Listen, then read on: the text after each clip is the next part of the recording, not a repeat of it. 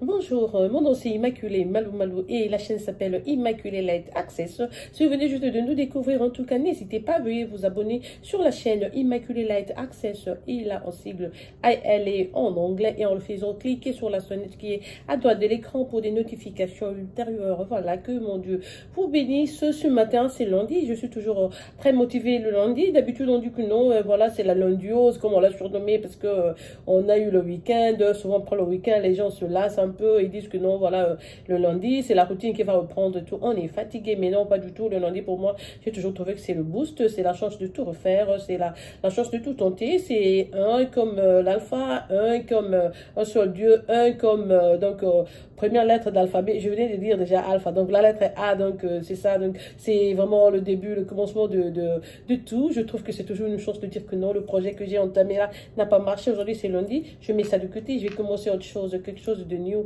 Ça m'a toujours donné de l'énergie. Vous ne croirez pas, mais j'ai passé toute la journée d'hier alité hier à cause de mon estomac qui a mal répondu à une nourriture que j'ai mangée. En tout cas, j'ai senti des douleurs. Je souffre même de la gastrite, mais là, c'était autre. Depuis que je suis née, j'ai jamais eu une douleur pareille. Donc, je suis passé toute la journée d'hier alité et voilà, après avoir bu beaucoup d'eau, en fait, j'ai appelé ma petite soeur chez moi vers 7 h du soir pour lui dire ce qui m'était arrivé depuis 3 h du matin. Et puis, elle me demande, t'as bu de l'eau? J'ai commencé à rire. J'ai dit non, même pas une goutte. Elle me dit, mais t'es folle, t'as mal à l'estomac et t'as même pas pu boire de l'eau et tout et tout. J'ai pris juste une bouteille d'eau et après une demi-bouteille et c'était donc fini. Je me suis couchée très profondément jusqu'aujourd'hui. 3 h du matin, j'étais debout et la douleur était donc partie. J'ai dit, bon ben voilà, j'ai la chaîne YouTube qui m'attend, je vais être là pour parler. Au moins, il faut poster quelque chose. C'est donc ça, c'est pour ça que je suis devant vous pour vous parler. Mais voilà, aujourd'hui, je tiens à vous parler de l'éducation, du système éducatif au Congo. Ce qu'on apprend à l'université, ce qu'on nous donne, la charge qu'on a et tout et tout. Et pourquoi, ce qui se cache derrière. Je me suis toujours dit que je toujours dit que beaucoup de choses devaient changer au Congo, parce que, pas seulement au Congo, même au Congo en particulier, en Afrique en général, parce que, non, je vais dire le contraire, en Afrique en général, au Congo en particulier, parce qu'il y a beaucoup de trucs que nous faisons par imitation. Par imitation, tu vois, moi-même quand j'étais étudiante, donc en première graduat, j'ai eu 18 cours, en deuxième graduat, 22 cours, en troisième, je crois qu'il y avait encore 22, en première licence, il y en a eu 20 ou 19, alors, tu regardes tous ces cours-là, Boba, c'est juste ce cerveau-ci qui est censé maîtriser tout ceci. En plus, ça t'es devant un prof, passer le test oral ou par écrit. Mais il y en a plein. On vous donne 2 semaines de blocus. Tu vas étudier quoi? Tu vas retenir quoi? Tu vas mémoriser quoi pour confronter cela?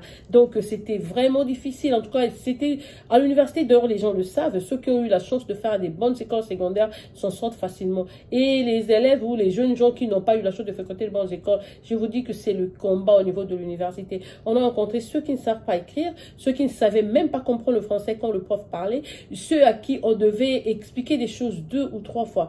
Tout simplement parce que les gens venaient de différentes formations et tout le monde voulait tenter, tout le monde, comme au Congo, on croit que non, voilà, peut-être pour réussir dans la vie. C'est comme aujourd'hui, on se dit non, pour faire de l'argent au Congo, on doit faire de la politique et pourtant c'est très fort. Il y a moyen de faire autre chose au Congo, faire de l'argent, peut-être que plus même que des politiciens, mais sauf que le système ne nous laisse pas. On a toujours trouvé des entraves, mais sinon, le ciel est encore vert, donc on peut tout faire. Moi, je me dis qu'il faut adapter le système éducatif du Congo à notre réalité, parce qu'on veut tout le temps imiter. Je me suis toujours demandé pourquoi les Belges nous avaient laissé ce système éducatif avec autant de cours. En 2000, je crois que c'était en 2002, j'ai quitté le Congo, j'étais installée en Afrique du Sud, spécialement à Durban. Je suis allée, à l'époque, j'étais en 3e graduat, mais j'avais pas eu mon graduat, parce que j'ai coupé pour aller et tout.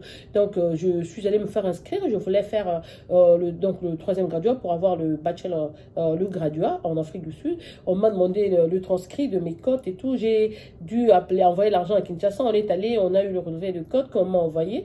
Je suis allée présentiste. Ben, je vous dis que on m'a refusé l'inscription. On a dit non, mais toi, tu lui as dit que tu faisais les relations internationales et que c'était en politique et tout. On ne te prend pas parce que les cours que tu as proposés, le cours que tu nous as montré là, ça, c'est un juriste. Tu es en train de faire le droit. Peut-être que tu as confondu. J'ai dit non, mais je suis pas Mabou, je suis normale, je suis lucide et tout. Je vous dis que je fais les relations internationales à l'université de Kinshasa. Et c'est un département dans les sciences, dans le département, dans la faculté des sciences politiques. On avait le SPA et les relations internationales. Je fais les relations internationales. Ils ont dit non, non, non, non. Le relevé de code que tu viens de présenter là, autant des cours, tous ces cours de droit, quelqu'un qui fait la politique n'a pas besoin de ça. Alors, je regarde chez eux, ils avaient besoin que de 6 cours, tout, je dirais, le semestre, donc 6 cours pour passer une année, 6 cours. C'est un peu le système américain. De première graduat jusqu'en troisième graduat, tu n'as besoin que de 18 cours pour obtenir ton bachelor. Pendant que chez nous au Congo, tu dois effectuer à peu près 36 cours pour avoir le titre de graduat. Et puis quand tu finis, tu vas sur terrain, là où tu dois embrasser le travail, là où tu dois commencer à travailler, tu n'as même besoin, tu ne fais même pas usage de ce que tu as appris à l'université. Alors pourquoi nous faire passer le temps ainsi? Aux États-Unis, si tu vois un étudiant te dire que non, je fais le droit, mais quand il va à l'université, il apprend le droit. Si quelqu'un te dit qu'il fait de la médecine, il est là pour la médecine. Je fais la politique, on me parle de la constitution et autre chose, c'est juste sur la politique. Mais qu'est-ce qu'ils ont fait? C'est reverse psychology. Ils voulaient nous voler plus de temps, toujours pour annihiler l'homme noir. Je ne comprends pas. Et personne n'en parle. Jusqu'aujourd'hui, personne n'en parle. On est là, au lieu de se dire que non, voilà, on est en Afrique, nous on a 2 saisons, c'est la saison sèche, la saison de pluie, voilà, mois de mai, la saison sèche commence, ça finit à telle heure et tout, notre météo, ceci, cela, voilà. Et ils nous disent pas des choses pareilles quand on nous enseigne, à l'école, on nous apprend des trucs européens et américains. J'étais petite fille quand j'ai connu Honolulu. Je me dis, mon frère m'a même aidé pour l'appeler. J'ai dit, Honolulu, aujourd'hui, ça fait 18 ans que je vis aux États-Unis. Personne ne parle même d'Honolulu. Pourquoi on devait me parler de ça à l'école? Qu'est-ce qu'on a à faire de ça? On nous parle de... Donc, on nous apprête déjà moralement à nous apprêter pour venir faire presque le travail en tant qu'esclaves ici. Au lieu d'adapter notre éducation aux réalités africaines, comme ça pouvait nous allécher, ça pouvait nous donner envie de rester en Afrique, travailler là-bas, investir chez nous et nous développer petit à petit. Non. Mais nous, quand on va à l'université, tout le système éducatif qui est là, c'est pour mettre l'homme noir prêt à venir vivre ici à l'Occident, dans l'Occident. Et quand tu arrives ici, les postes qui sont meilleurs sont déjà pris par eux-mêmes, par leurs enfants et tout. On nous laisse que des miettes, quoi. Tu es là, tu es intelligent, tu as étudié, mais tu vas travailler lors d'une interview, on te dit non, peut-être parce que, surtout nous qui sommes francophones, hein, on est aux États-Unis, comprenez. Donc déjà, la langue te fait défaut. Tu parles anglais avec cet accent français. L'accent français est très, très bizarre, hein. Surtout quand tu vas au boulot, tu peux parler devant un blanc. Là, tu parles anglais, tu peux écrire, tout le monde lit, mais quand tu parles, beaucoup de gens ne comprennent même pas à cause de cet accent qu'on a. Alors, tu vois quelqu'un qui était médecin, par exemple, à Kinshasa pendant plusieurs années, il quitte Kinshasa pour venir aux États-Unis. On lui propose seulement le poste d'être aide infirmière. Et pour faire autre chose, on lui demande des formations, il faut passer tel test, tel test. La majorité se fatigue avec l'âge qui les attrape, ils finissent dans les warehouses. Ils commencent à faire le job comme les gens qui ont qui n'ont pas eu des diplômes d'État et tout et tout. Mais au Congo, c'était un médecin qui pratiquait déjà, qui avait déjà hands-on, qui traitait déjà les gens. Aujourd'hui, on te baisse. J'ai ma soeur qui était aussi médecin à Kinshasa et tout. Mais en France, même pour qu'on la... Elle est très intelligente. Mais pour qu'on la accepte même comme infirmière, elle a connu des combats quand vous n'avez pas idée. Elle a dû faire des cours et tout. Mais non, elle travaille là en tant qu'infirmière. Et pourtant, Kinshasa, elle-même, elle était médecin. Elle avait même son centre. Elle avait même une clinique à elle déjà. Donc là, vous voyez, il est vraiment temps à l'éveil, quoi, que l'homme noir soit éveillé aussi, qu'il comprenne le système qu'il y a. On nous prend beaucoup de temps pour finir le système. On nous bourre avec des cours qui ne vont même pas nous aider. Moi, par exemple, j'ai fait l'option commerciale au high school, à l'école secondaire, aux humanités. On avait le cours de sténo. Mais dès qu'on finissait notre sixième, on obtenait notre diplôme d'État, on n'a jamais vu la sténographie ou que ce soit. On n'en fait pas usage. Peut-être j'ai appris que dans le temps, les greffiers utilisaient, ouais, jusque là, tout ce que je retiens, c'est je sais écrire marchandise en sténo, c'est tout. Le reste là, non. Donc, il faut voir vraiment ce dont on a besoin. Comme je dis, on doit adapter notre réalité de vie à ce que nous apprenons. Mais non, quand on vient aux États-Unis, on voit peu des gens. D'abord, les Américains, ils n'étudient pas, hein. Les Américains n'ont pas de temps à perdre, aller dans les écoles, dans les universités. Non, non, non. Beaucoup de gens qui étudient aux États-Unis, c'est des étrangers, des Asiatiques, des Africains, des Nigériens, Ghanéens et tout. Ce sont des gens qui viennent faire des études ici. Les Américains eux-mêmes, ils trouvent qu'ils n'ont pas le temps parce que la vie aussi, il faut la vivre. Il faut la vivre. Tu sais écrire, tu sais parler, tu sais, c'est assez. Et voilà, c'est la vie et tout. Aujourd'hui, avec l'Internet qui est là, beaucoup de gens font le marketing, ils ont des idées, ils développent leurs choses, ils ont des millions et tout. Le monde change, comme je dis, le monde change, changeons avec le monde.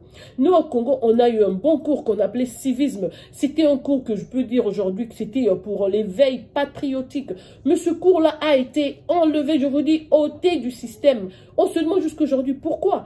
Et pourtant, c'est un cours qui considérait à éveiller le patriotisme dans la personne. Tu as l'amour de la patrie, l'amour de l'autre. Tu développes un besoin d'aimer beaucoup vraiment ton pays et tu voudrais vraiment y investir, rester là et te développer et aider si possible. Comme on nous dit ici, ne demande pas ce que ton pays peut faire pour toi, mais demande-toi ce que toi tu peux faire pour ton pays. Comment on peut enlever le cours de civisme, nous laisser avec tout ce qu'il y a là, quand on finit, on n'en a même pas besoin, on n'en fait pas usage. Et pendant des années, personne n'en parle. L'Américain a besoin de 18 cours pour obtenir le bachelor degree, comme on dit, les billets. 6 cours, période. C'est fini, ça sera la collation de grade, il devient gradué. Mais chez nous, c'est juste une année académique, tu as 22 cours, 21 cours. Moi-même, j'ai fait les relations internationales, mais ceux qui ont fait même le droit ont eu même plus de cours. Mais demandez-leur. Demandez-leur si tous les cours qu'ils ont eu là, ils en avaient besoin. Je ne sais pas, peut-être, mais en relations internationales, d'abord on dit les relations internationales, c'est même pas une science, on dit que c'est un art. Quand on dit que c'est un art, ça veut dire que tu peux l'apprendre, tu n'as même pas besoin d'aller vraiment à l'université et apprendre cela. Évidemment, il y a d'autres histoires, d'autres petits cours et tout, d'autres petites notions qui seront toujours utiles et tout pour ta connaissance. Mais même si tu fréquentes, je vous dis que les relations internationales, c'est un art, donc ça s'apprend. Et vraiment, le système qu'on a de nous bourrer avec ces cours-là, 22, 21, je trouve que ça vaut pas la peine. Il faut qu'on se lève et qu'on demande que l'on puisse restructurer le système éducatif du Congo. Il y a beaucoup de foutaises qui s'y passent. Parce que ça n'a pas été créé pour le développement de l'homme noir. C'est pour ça qu'on se retrouve là pendant autant d'années. Quand quelqu'un termine, il trouve que non, avec la formation que j'ai eue, je serais utile si je me retrouvais en France, en Allemagne, aux États-Unis, en Europe, dans Schengen, comme ça, ou aux États-Unis. Mentalement, on nous prête pour venir ici et emballer. Il y a des gens qui sont au Congo qui n'ont jamais pris de vol. Mais allez à Ndji, là, vous allez voir des jeunes gens qui sont là, qui vont vous parler des Châtelet-Léal, des Marcadet, ils connaissent Champs-Élysées comme s'ils ont déjà vécu. Ils n'ont jamais été là. Donc, nous, notre école, quand vous allez, au lieu de nous parler de nos provinces, de ce il faut faire pour nous développer, parce que de ce côté, si vous savez, je vous dis qu'il n'y a plus rien. À l'Occident, aux États-Unis, là, tous les domaines sont saturés.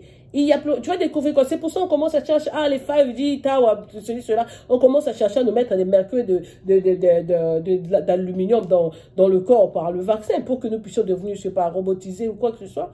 Mais en Afrique, l'Afrique est encore vierge. Il y a pas mal de choses que les gens peuvent faire. On peut investir là, on peut utiliser les humains. Nous qui sommes là, on peut vraiment développer notre continent pour le meilleur. Voilà, on est toujours derrière.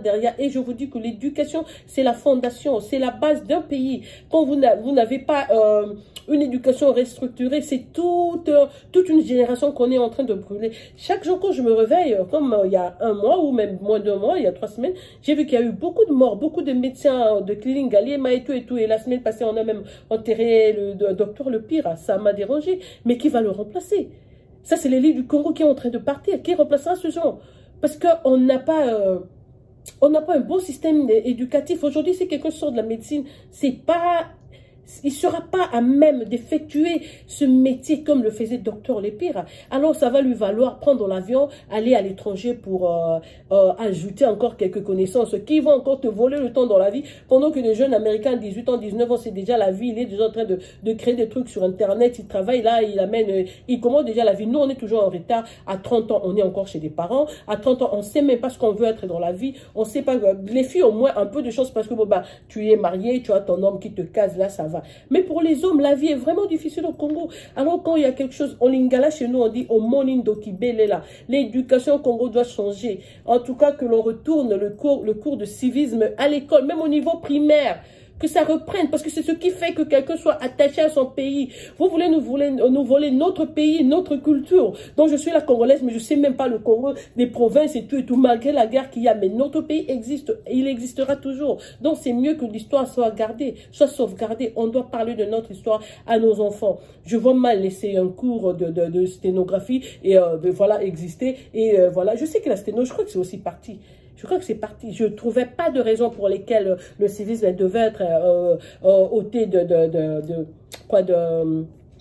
du schedule, du programme, de l'horaire des cours. Ça, c'est un cours très utile. Ça doit être parmi les peut-être les 2 premiers cours dont quelqu'un a besoin. Si tu ne connais pas, comment tu peux ne pas connaître ton propre pays et puis tu vas aller développer ta curiosité. Tu fais des recherches seulement sur les États-Unis. Voilà, à Alabama, il y a ceci, cela. À New York, on a Big Apple. Voilà, à Boston, il y a des universités. Au Congo, tu sais même pas qu'on a des instituts, ceci, cela. On a l'université de Kisangani qui était là. On a, je sais même pas si ça existe. On doit faire donc l'éveil patriotique, hein, patriotique. On doit développer le patriotisme à nos enfants avant de les envoyer ailleurs. C'est toujours nos intérêts qui doivent primer. On en a assez de mettre toujours l'étranger devant, de vendre leur... parce que ces gens-ci, hein, ils sont très forts hein, quand il s'agit de lobbying. Ils font vraiment la pub. Comme je vous ai dit sur la vidéo précédente, quand on parle de l'Afrique, on va vous montrer l'Éthiopie, la famille, les orphelins qui meurent et tout, des filles qui s'insultent. C'est pour ça m'énerve un peu quand je vois les filles faire des vidéos à 2 balles. Non, on doit montrer aussi au monde qu'on est utile. Parfois, quand tu dois parler, tu regardes même la réalité du monde. Non, mais il faut faire le choix. Tu choisis l'utile à l'agréable et tu dis non, voilà, je vais pour ceci. Parce qu'on cherche à vendre une image positive de nous. Et vraiment, vous, les dirigeants qui êtes là, je crois qu'aujourd'hui, beaucoup de gens sont en train de hausser le temps. Il faut revoir s'il faut recycler le système éducatif. Aujourd'hui, on voit des jeunes gens qui sortent de l'université, mais tu lui demandes ce que c'est que le subjonctif. Il n'a aucune idée. Ce que c'est que le passé simple, il ne sait même pas comment conjuguer. La différence entre le singulier et le pluriel, beaucoup d'étudiants ne savent pas. On voit des vidéos circuler quand il y a publication des résultats des examens d'État. Le Congo n'était pas comme ça. Dans le temps, beaucoup d'Africains allaient se former, allaient étudier au Congo. Même les Sud-Africains, ils retournaient pour des formations. Je sais qu'on on a eu du recul à cause du système, à cause des pillages, à cause de tout ce qu'il y a eu. Mais dans un pays, accepter de tout perdre, sauf l'éducation. Parce qu'on dit la jeunesse, c'est l'avenir de demain. Si vous n'arrangez pas, vous n'apprêtez pas cette jeunesse-là. Donc, quand cette élite-là part, c'est fini. C'est tout un pays qui sera, je sais pas, je sais même pas, on sera aux abois demain, on saura plus se défendre, on saura... Non, il n'y aura plus rien. Et voilà, on va perdre notre identité.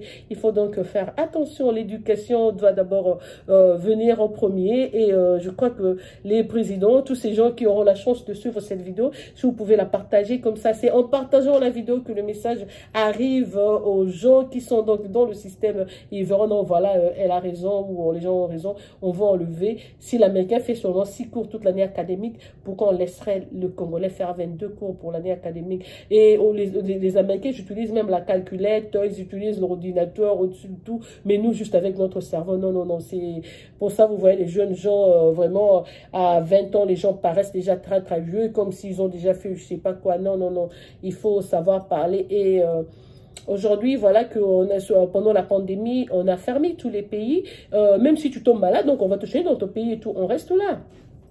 Il n'y a pas un avion qui te prendrait de là pour venir chercher le traitement ici. C'est juste un message qu'on vous passe, que vous dire que non, voilà, il faut développer votre pays, apprêter ça. Donc, commencez à motiver les jeunes à faire même des cours professionnels. Parce que ici, quand tu vois un plombier, c'est quelqu'un qui a une bonne vie. Tu vois un cordonnier, on ne sait même pas amener une chaussure abîmée chez un cordonnier, tu n'auras pas d'argent à payer. Même chez un tailleur, un couturier. Ici, on respecte tous les métiers. Mais nous, on t'oblige seulement à aller jusqu'à obtenir une licence et puis après ça, commencer à chercher de boulot. Beaucoup de gens même meurent à cause des soucis. Ils ont étudié, ils sont prêts. Mais ils n'arrivent toujours pas à avoir ce bon boulot à cause des soucis. Voilà, ça commence à consumer leur existence et pouf, la personne meurt. Toutes les ambitions, donc, partent comme ça. Ce n'est pas bon, ce n'est pas bon. Il y a vraiment des choses à recycler. Notre système éducatif, en tout cas, c'est de la merde. Il faut changer. Le Belge qui l'a conçu et nous a demandé de suivre, en tout cas, n'était pas méchant. J'ai parlé à d'autres personnes qui sont en Belgique qui disent, mais non, tontine, même ici, c'est comme ça et tout et tout. Mais aujourd'hui, le monde a évolué. Si vous commencez à boycotter cela, ben, ils sauront que non, on ne veut pas de ça. Pourquoi c'est injustice? Qu'avons-nous fait à ces pays développés? Qu'avons-nous fait? Ce sont eux qui vont retourner là-bas pour nous chercher encore des problèmes et tout. Ils nous ont amené ici, l'esclavagisme et tout. Mais ils veulent encore notre système, donc continuer maintenant à nous utiliser mentalement et à brûler le temps. Pendant qu'ici, à 18 ans, 19 ans, l'enfant commence déjà la vie, c'est tout. Mais chez nous, là, c'est tu finis juste le high school, l'école secondaire. Tu vas à l'université, on te bourre avec tous ces cours-là. En fin de compte, quand tu finis, tu es gradué, tu es licencié. Tu fais même pas usage de ces cours-là. On n'en a pas besoin. Il faut voir en tout cas et guider les gens à ce que quand tu finis, tu sois déjà prêt ou prête à travailler comme professionnel. on te dit que non, non, non, ça, tu as fait les relations internationales, voilà, on t'affecte, tu seras attaché auprès de telle ambassade, tu y vas et tu te retrouves. Mais que dire que non, voilà, tu as fait la médecine, voilà, tu vas faire ceci, reprends, bon, ben voilà, après tout ce qu'on t'a demandé de faire, on ne peut t'offrir que le poste d'aide. Je vous dis que c'est très décevant, mais c'est un système qui a été conçu juste pour voler le temps à l'homme noir. Parmi tous les trucs qui sont en train d'être comment exposés en ce moment, je crois que notre système éducatif aussi est parmi ces choses-là. On doit donc faire très attention. Quand tu envoies ton enfant à l'école, il faut le guider, il faut le conduire et lui dire non, non, non, voilà, ne fais pas cette option, fais ceci, cela. Il faut faire ici, on demande toujours aux gens d'être plus... Quelqu'un qui a fait la construction, je peux dire maçonnerie, ici ça paye, tu fais beaucoup d'argent. On peut même pas te comparer à un prof d'université. Tu fais plus d'argent qu'un prof d'université. Pendant que chez nous, si tu étudies la maçonnerie, même tes enfants on va se moquer d'eux. Ah, Tala et moi, la maçon. Son papa, c'est un maçon. Son papa, c'est un cordonnier. Et pourtant, aussi, ce sont des métiers nobles. Donc, on doit changer notre système aussi. C'est un truc qui a été fait là, juste pour nous voler le temps et bon, ben, pour nous aliéner un peu. Je n'aime pas ça, je n'aime pas, mais ce système éducatif doit changer. Voilà, c'est tout ce que j'avais pour vous aujourd'hui. C'est votre soeur Immaculée Malou Malou pour le compte d'Immaculate Access. Votre soeur qui vous aime, qui vous apprivoise et vous chouchoute à outrance. Je reviendrai demain avec une autre vidéo. Que mon Dieu vous bénisse de partout où vous êtes. Au revoir et à la revoyure. À plus.